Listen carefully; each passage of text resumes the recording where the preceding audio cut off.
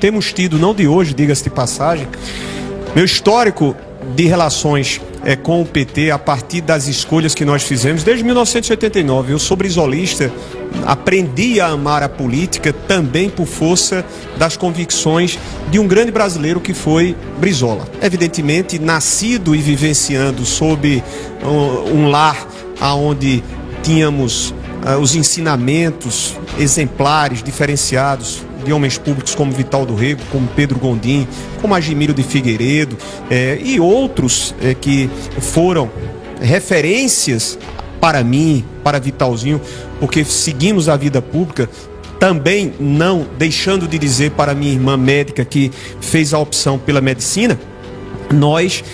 Eu tive em 1989, quando nós nos reencontramos com as urnas, a opção de votar em primeiro turno em Brizola, no segundo turno em Lula. Votei em Brizola no primeiro turno em 94, não houve segundo turno, em 98 não houve segundo turno, mas a chapa era Lula e Brizola, em 2002, enfim. São relações que se deram e se fortaleceram, Abílio, principalmente quando, chegando na Prefeitura de Campina, desenvolvemos parcerias como o Programa de Combate à Fome, através dos restaurantes, das cozinhas comunitárias, investimentos nas creches.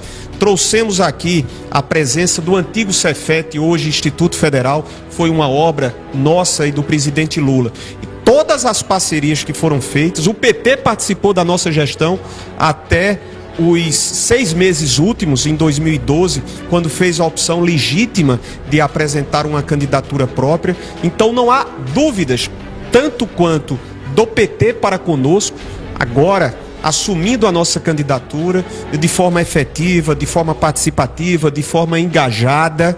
O PT tem sido muito correto, como o presidente Lula, a executiva nacional, a executiva estadual, em torno dos nossos nomes. O nosso para governador do estado e o do companheiro Ricardo Coutinho ao Senado.